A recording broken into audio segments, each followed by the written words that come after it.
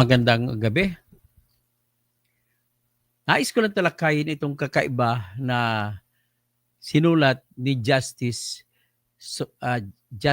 Inting, Henry Paul Inting ng Supreme Court na kung saan ay sinabi niya iba yung pananaw niya sa ibig sabihin ng session day.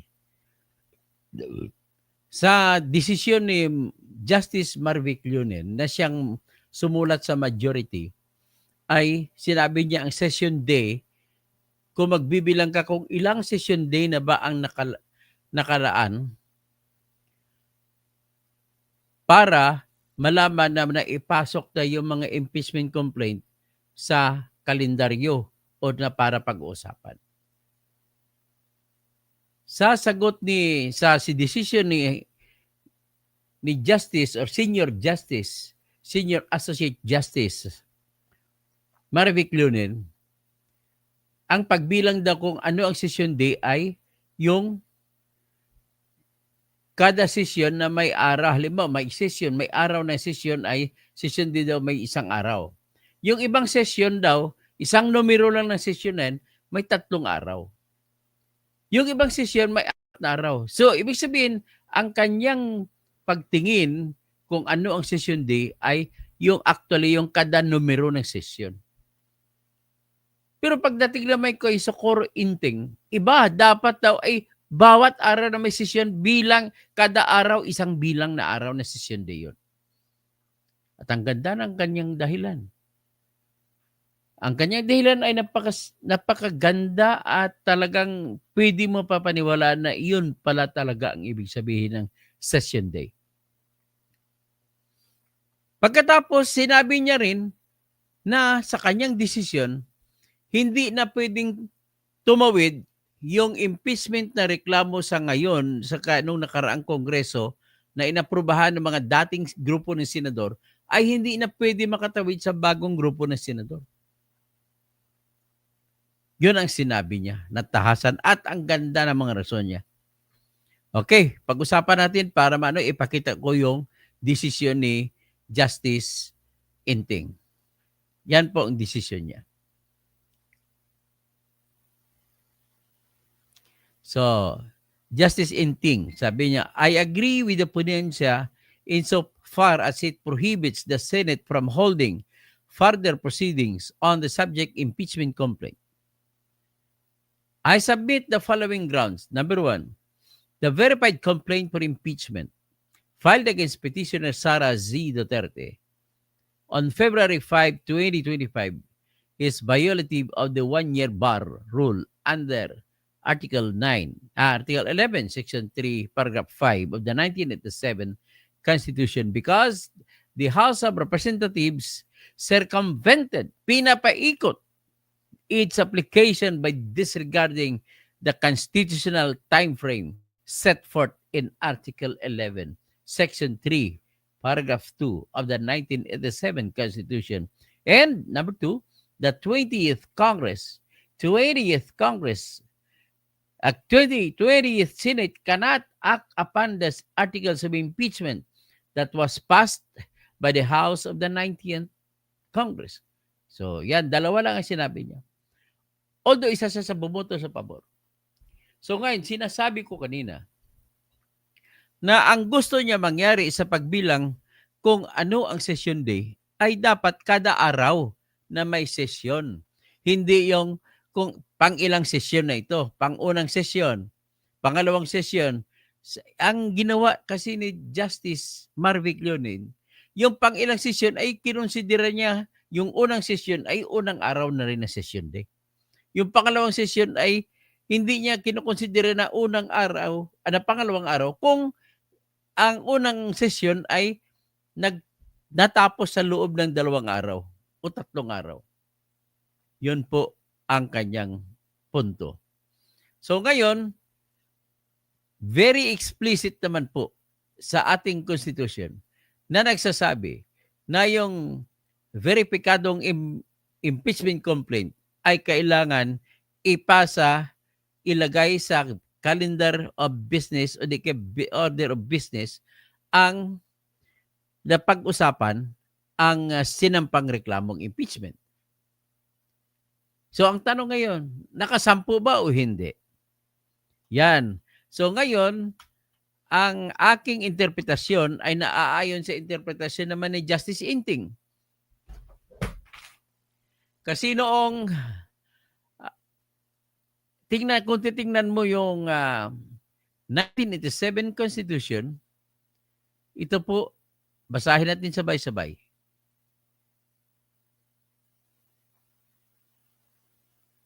Ito.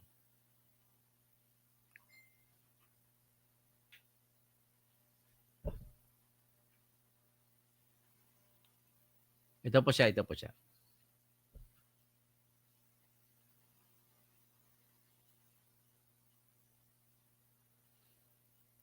So, anyway, bago natin i-discuss, ay pababain ko muna ito.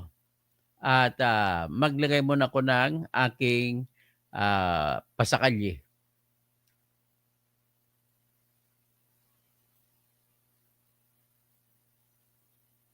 Pasakalye muna tayo, ha? Francia, lehes, nun excusat. Ignorance of the law excuses no one. Ang kamangmangan o walang kaalaman sa batas ay hindi pinapatawad. Kaya, subscribe na kayo sa channel ni Dr. Toto Tirador. Follow mo ko sa Facebook, Bertene Catalonia Housing. Follow mo ko sa Instagram at saka sa TikTok. Dito po, marami kang malalaman kung paano i-apply ang mga batas sa pangunahing isyu ng ating bayan. Tara na! O yan nag-intro lang muna ako. So, ulitin ko lang, sa decision na sinulat ni Justice Marvick Lunin, the most senior Associate Justice sa Supreme Court, may issue kung lumampas na ba ng 10 session days mula nung sinampa ang mga reklamo noong January at December 2, 2024. Yung isa pang reklamo, December 24, 2024. Yung pangatlong reklamo na December 19, 2024. Ang tanong, nalampasan na ba yung 10 session days? Ngayon, pag tinanong, ano ang ibig sabihin ng session day? Para magbilang tayo kung lalampasan ng 10. Sasagot ng House of Representatives sa pamamagitan ng Office of the Solicitor General. Sinabi nila na kapag nag-uusap tayo ng session day, nagtutukoy po daw yan sa hindi sa kada session na may, kada araw na may session, hindi daw yun. Kundi, kada session na ang unang session, kung 3 araw ang binuo ng sessionin, 1 session day lang daw yun. Kaya, kung bilangin mo doon, pumasok sa 10 session days ang December 2, 2024 na reklamo. Ang December 4, 2024 na reklamo, pumasok din. Ang December 19, 2024 ay hindi na pumasok. So actually, hindi pa na pumasok December 4. Ang December 2 lang pumasok. Ganun pa man, kahit na pumasok, nagdesisyon pa rin ang lahat ng justices ng Supreme Court na ang hindi pa rin nasunod ang utos ng Section 2. Bakit anong utos ng Section 2? Kailangan sa loob ng 10 session days ay ikalendaryo na para pag-usapan ng House of Representatives. At pagkatapos ng pag-usapan, 3 calendar days ay i-refer na kagad sa proper committee. Yan po ang utos ng Constitution. Ngayon, kung si Justice Marvick Lunin na magsasabi, ay nasunod yung 10 session days. Kasi ang kinonsidera niya 1 session day, ang lahat ng mga session na may 3 araw ang isang session. Pero ganun pa man, lahat sila ay umayon sa argumento na hindi nasunod yung pangalawang utos na sa loob ng 3 session day ay dapat i-refer sa proper committee. Ang problema, hindi ni-refer. Nilagay sa archive. At sinabi nga ni Atty. Libayan yan, saka ako rin, na ibig sabihin, dinismiss ninyo ang reklamo. At kung na-dismiss, papasok na ngayon ang batas ng pagbabawal sa pagsampa ng reklamong impeachment na sobra sa isang impeachable officers sa loob ng 1 taon. So nagkapareho kami ni Atty. Libayan, 2 lang ata kami yung vlogger na nagsasabi na gano'n eh. So in a way, dahil na-deem dismissed na, yan naman ang desisyon ng majority na sinulat ni Senior Associate Justice Barvic Lunen na kinonsidera na-dismissed na ang pagpadala nila sa archive, yung 3 reklamo. At kung dismissed na, magbibilang na ngayon ang 1 taon, 365 days. At ang pang-4 na complaint na ginamit nila na pinirmahan ng 215 na congressmen o 215 congressmen, mas magaling pa sa English eh, 215 congressmen ay pang-4 na yun. Kaya bawal na, hindi na pwede itatanggapin sa Senado. Pero pagdating naman kay Justice Henry Paul Hinting, ang sabi niya, pag sinabi mo session day, ay nagkonsidera yan sa kada araw na mayroong sesyon. Hindi po sa kung ilang na kada isang sesyon na nag-create ng 3 araw ay isang sesyon din ang bilang. Hindi po yon. Ano bang katwiran niya? Ang ginawa niya ay binuksan niya ang kasaysayan ng paggawa ng 1987 Constitution. Sabi niya, sa nakaraan, kaya nabuo yan, kailangan mabilisan at kailangan hindi ilagay sa kontrol ng kahit sino mang opisyal ng House ang pagpagulong sa reklamo. Ang katwiran niya sa panahon ni Marcos, kung ayaw ng speaker, kakampi ni Marcos, hahawakan ng speaker, magsasabi lang siya kung kailan niya, kung ipasa niya o ipatakbuhin niya ang kasong impeachment o hindi. Kaya dahil binabawalan yon, tinanggal ang kapangyarihan mula sa kamay ng speaker at mula sa kamay ng Secretary General ang pagdesisyon kung i-refer ito at patakbuhin. So kaya nga, pagka ganon, ibig sabihin din na tingnan natin kung paano hindi mga abogado mag-interpret yan. Dapat mga ordinaryong tao ang mag-interpret.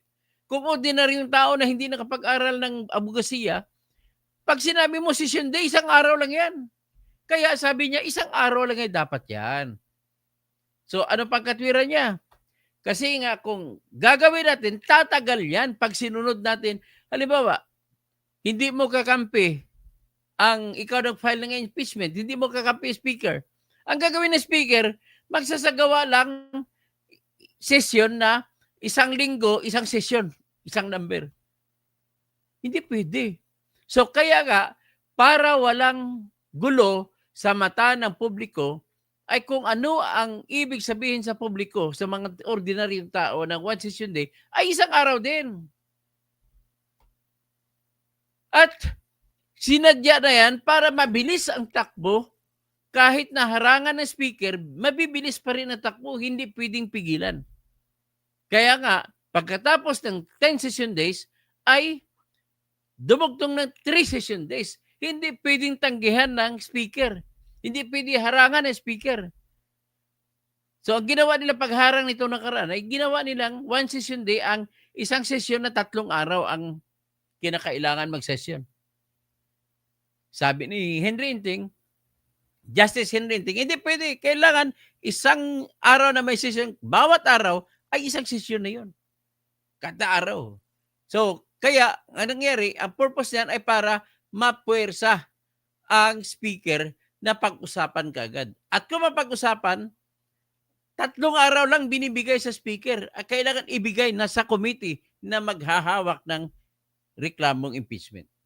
At kung mahawakan na ng committee, ng proper committee, o Justice Committee, binibigyan din ng konstitusyon na 60 days tapos na dapat ang impeachment na proseso. Pagdebatihan nila. Ganun po. So, yan ang rason yan. Very sensible ang rason ni Justice Henry Enting. Panlaban pala yan sa diktadorya. Yung sinasabi ganun. At tanggalin mula sa kamay ng speaker na laging kakampi ng presidente ang pagdesisyon kung patakbuhin ang impeachment o hindi. Kasi usually, presidente at vice president, nagkataon na ngayon, magkaaway speaker at vice president. Pero kung hindi sila magkaaway, pwedeng harang-harangan ba yan? Siyempre, pipilitin niya harangan ng speaker yan. Pero dahil kinlaro ng nagbilang ang batas, ang constitution ng 10 session days at saka 3 days, session days, at saka 60 days na pag-usapan, ay hindi makawala ang House of Representatives. Dapat sana sa forthwith, numero na lang nilagay, hindi forthwith, na pag matapos mapirmahan ng isa sa bawat 3 na congressmen, ay dapat pagbigay sa Senate, dapat nakalagay doon na 3 days from the date of receipt of the impeachment that was signed by at least 1/3 of the members of the houses of the House of Representatives, the same shall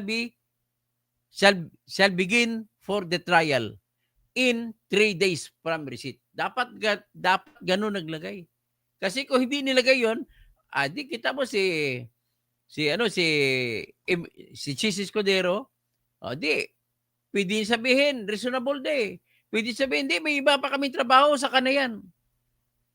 Wala ngang nakalagay, kahit lagay lang dapat sana nilagay lang first priority, even if there are legislative agenda or legislative work that are being done, or works that are being done.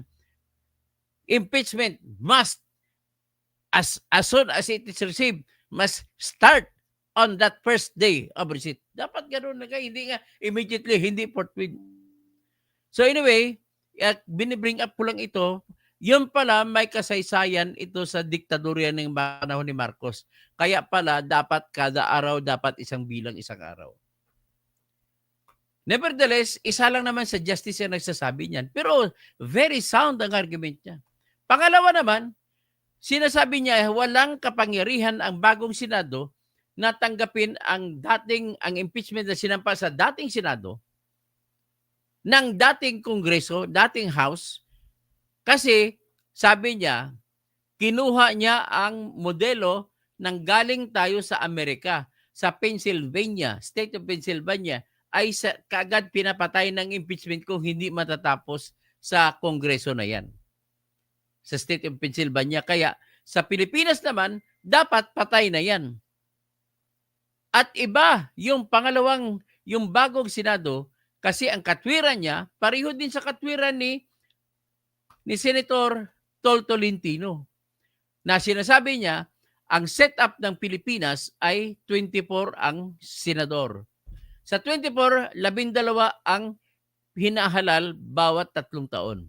So, ibig sabihin, sa tuwing maghalalan, nawawala yung 12, 12 natitira. So, walang majority, walang quorum. So, kung walang quorum, hindi makapag-rule, hindi makapag-desisyon. Kasi ang pwede lang na decision ay kailangan may quorum. So, paano mag-quorum kung 24? Ang minimum niya ay 13. So, dahil 13 ang minimum, 12 lang natira. Hindi pwede walang power na mag-aksyon. Kaya hindi pwede niya tanggapin yung mga nangyari na mga impeachment sa dating Kongreso. Ganun lang kasimple ang kanyang Ngayon sa Amerika, ginagawa yan, yung bagong Senado ay pwedeng maghatol sa luma na impeachment. Bakit? Kasi po, ang sa Amerika, sa USA, kada 6 na taon na eleksyon, ang nagpapailik labang ay 1/3. Kung 100 ang dami ng 100 ang lahat ng senador sa Amerika, sa USA, ang 37 diyan o 33 33.3 o siguro 33 ay nagpapahalal. So, ibig sabihin may 67 pa natitira. Pwede pa, may quorum pa. Pwede makapagdesisyon. Kaya yan ang nangyari sa impeachment ni Clinton na nagsimula sa dating Senado ay tumawid pa sa bagong Senado. Dahil po may majority ang dami ng senador ng Senate ng House ng US Senate. So hindi kagaya sa Pilipinas na 12 lang kontra sa 12 na dapat ang minimum ay 13 para makapagpatuloy may kapangyarihan. So, sabi ni Ben Recomador, pwede ba pala manghiram? Hindi po pinihiram yan, kinopya ng Pilipinas sa United States ang batas na natin, ang setup natin. Hindi po hiniram yan. Atin ito. Kaya lang kopya. So, Edgar Nacion, magandang umaga. Andrea Guico, magandang umaga. Watching from Singapore. Si Ben Recomador, magandang umaga po. Si Truth Prevails, very good. The Supreme Court is supreme. Nothing higher. Tapos na, justice prevails. Tapos truth prevails. The Supreme Court has spoken. Dapat lang igalang at sundin. Period. Regardless kung ikaw ay pabor or against. Si Ben Recomador, House rules yan. Tama sila kung ano ang session day. Ang session day, sinabi ni Paul Inting, ay dapat kada araw. Actually, sa House rules, meron din nakasabi na daily. So, Ivana Tor, magandang araw, Katotok. Nakakalungkot lang at di ka na pwede maging SC Justice. Okay lang. Ben Recomador, palakpakan. So, ngayon, ano pang idagtong natin dito? Ang idagtong ko lang dito ay mag-andam. Andam lang ang mga bagong ang tawag ito, mag-ingat lang ang mga kulukoy, mga kulukoy ng mga senador. Pag pinatuloy nila yung impeachment, kakasuhan ko sila ng contempt. Sino yung gusto mong patuloy? Si Erwin Tolpo, Rapi Tolpo, kasi may ambisyon maging presidente. Si Soto, kasi may ambisyon maging presidente. Si Lacson. Sino pa? Si Joel Villanueva, may ambisyon maging presidente. Si Brother Eddie. Ganun po yung nila. Ang tirahin, nagbabala na nga sa kanila si Juan Miguel Zubiri. Huwag na natin paglaruan. We are courting disaster. Si Jesus Escudero, wala na nga, hindi na nga nagsasalita eh. Dati siya may pakana. Nais ko lang din banggitin na ang sinasandalan ni Joel Villanueva na rason kung bakit pwede niyang hindi respetuhin ang Supreme Court ay sa katotohanan daw na sa panahon ng impeachment ni Corona ay nagpalabas ng TRO ang Supreme Court at pinapatigil ang Senado na utusan ang Philippine Savings Bank na General Manager and President na magsumiti ng dollar account ni Renato Corona. Nagsampa kasi ng petition ang PS Bank sa Supreme Court at pinayagan naman ito at inutusan ang Senate na impeachment court na huwag niyong dalhin, huwag niyong kunin ang bank account na foreign currency o in dollars ni Corona. 8-5 ang boto nun. Pero pinilit ng Supreme Court at ng Senate Impeachment Court. Sapagkat ang katwiran nila, hindi nga kumukontra si Corona eh. Hindi naman niya partido yung hindi naman kasama sa impeachment court ang PS Bank. So, sa rason na gano'n, namilit ngayon ang Senate. So, kumontra na ngayon yung abogado ni Corona.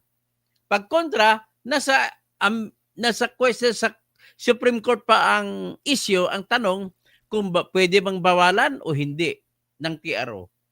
Bago pa madesisyonan ng TRO, nagkaroon na ng convicted na siya, tapos ng trial, convicted na si Corona.